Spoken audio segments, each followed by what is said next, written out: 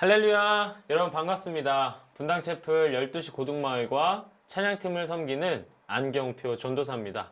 네, 오늘 하루도 하나님의 말씀으로 시작하는 여러분들의 삶을 응원합니다. 네, 오늘 큐티 본문은요. 출애굽기 13장 1절에서 22절까지의 말씀이에요.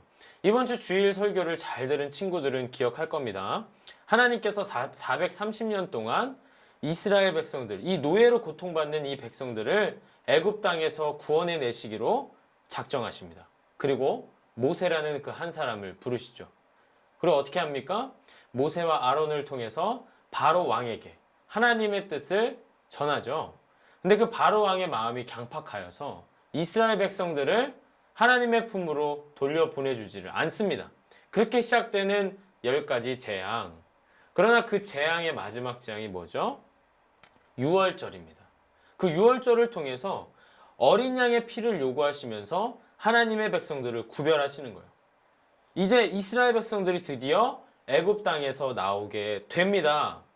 자, 그리고 하나님께서 자기 백성들에게 지키라고 말씀하신 두 가지가 있어요. 첫 번째가 뭐냐면 이스라엘 백성들에게 죽음이 넘어간 이 유월절의 사건을 기억하도록 무교절을 지켜라. 그리고 두 번째는 처음 난 것을 구별하여서 하나님께 드리라고 말씀합니다. 자, 오늘 말씀을 통해서 우리가 기억해야 할 하나님은 어떠한 분입니까? 약속을 지키시는 하나님입니다. 자, 당시 성인 남성만 60만 명이 있었고 다른 족속도 있었어요. 그런데 이렇게 많은 사람들이 출애굽을 하는데 어떤 기여를 했을까요? 아무런 기여도 하지 않았습니다. 오히려 모세와 아론 때문에 노역이 더 가중되자 너희들은 우리를 죽게 한다고 원망했던 사람들이에요. 너희 때문에 우리가 죽게 되었다. 어떻게 할 거냐? 너희 앞가림이나 잘하지 갑자기 와가지고 왜 참견이냐? 여러분, 그들은 어떤 공로도 세울 수 없었습니다. 저였으면 그렇게 원망하는 그 백성들 뭐 생각할 것도 없이 그냥 내버려 뒀을 것 같아요. 그래, 니네 알아서 살아라. 그러나 하나님께서는 그들을 구원하시고자 작정하셨기에 백성들의 원망과 그 불만을 보셨음에도 그들을 버리지 않으시고 끝까지 인도하십니다. 어떻게 인도하십니까? 흠없는 어린 양의 피를 문설주와 임방의 발음을 통해서 재앙과 심판이 그 피를 보고 지나가는 은혜를 이 이스라엘 백성들이 경험하게 됩니다. 자, 이스라엘 백성들이 앞으로 해야 할 게 무엇일까요? 바로 하나님의 말씀을 기억하는 것이었습니다. 하나님께서 그 기억하기 위해 지켜야 할 두 가지를 얘기하셨는데 첫 번째는 오늘 말씀 출애굽기 13장 1절에서 10절까지의 말씀을 보면 무교절을 지키라고 말씀하시죠. 그래서 하나님께서는 이스라엘이 성인 남성 60만의 힘으로 구원을 이룬 것이 아님을 기억하라라고 하십니다.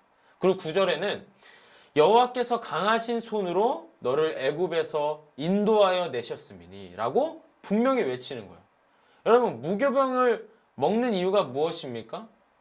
이 누룩이라고 하는 빵을 부풀어 오르게 해서 실제보다 크게 보이도록 하지만 실상은 속에 구멍들을 만드는 이 누룩을 제거한 빵, 뭐예요?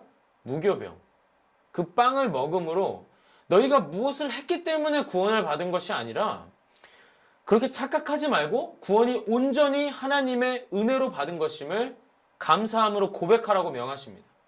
그리고 두 번째 지켜야 할 것은 11절부터 16절까지 보면 가나안 땅에 들어가면 태에서 처음 난 것을 다 구별해서 여호와 하나님께 돌리라고 명합니다. 이 10가지 재앙 중 마지막 재앙이 뭐였죠? 장자가 죽는 재앙이었어요. 당시 사회에서 이 첫 아이는 가문을 이어갈 사람으로 가문 그 자체를 의미했습니다. 그런데 그 아이에게 가축에 처음 난 것들을 이제 제물로 드리는 모습을 보여주면서 아이가 자신도 하나님께 바쳐진 하나님의 사람으로 여기며 살아갈 수 있도록 하기 위해서였어요. 자, 이 17절부터 이제 22절까지는 이렇게 예배자로 살아가는 모두에게 격려와 약속을 주십니다. 자, 몸은 해방되었지만 여전히 백성들의 인식은 온전하지 못했기 때문에 그들을 홍해 앞에서 다시 한번 구원을 경험하게 하시고 낮에는 구름 기둥 그리고 밤에는 불기둥으로 인도하십니다. 자, 이 말씀을 통해서 우리는 어떻게 살아가야 할까요? 함께 읽어볼까요? 시작. 나의 삶을 주관하시는 분은 하나님이심을 확실히 믿어야 합니다. 자, 여러분들의 삶을 이끄는 분은 누구입니까? 여러분들의 마음에 확신이 있어야 합니다. 여러분, 시험 기간만 되면 여러분들이 굉장히 두렵게 생각하는 시험 성적이나 앞으로 무언가 선택을 해야 하는데 정말 하고 싶은 게 없어서 막막해하는 이런 진로 문제도, 아니면 많은 오해와 갈등으로 힘든 인간 관계도 여러분의 삶을 흔들 수는 있지만 빼앗을 수는 없습니다. 자, 여러분은 하나님의 소유된 백성이기 때문이에요. 자, 그 연약한 백성들 앞에 무엇이 있습니까?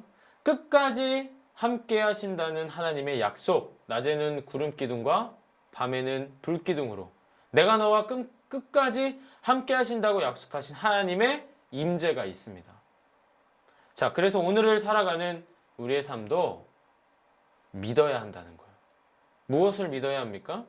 하나님이 나와 함께 하시고, 현실은 힘들 수 있지만 결국 하나님이 신실하게 인도하신다는 것을 믿음으로 나아가는 그 믿음이 우리에게 필요할 줄 믿습니다.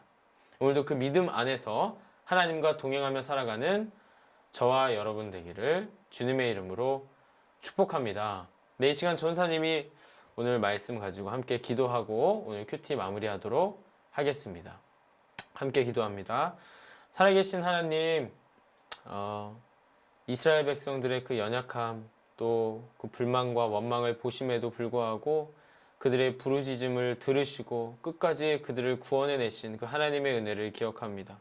우리 또한 지금 현실은 많이 힘들고 때로는 포기하고 싶고 많이 무너져 있을지라도 끝까지 나를 포기하지 않으시고 나와 함께 하신다고 약속하신 하나님의 그 말씀을 믿음으로 나아갈 때, 하나님, 우리 앞에 어떠한 장애물이 있을지라도 하나님, 낮에는 구름 기둥과 밤에는 불 기둥으로 끝까지 함께 하신다고 그 임재를 상징해 주신 그 하나님의 마음을 따라 하나님, 오늘도 내가 주어진 이 하루하루의 삶 가운데 하나님과 온전히 동행할 수 있는 믿음을 허락하여 주시옵소서. 오늘 하루 모든 것 다 주님께 올려드리며 살아서 역사하시는 예수님의 이름으로 기도합니다.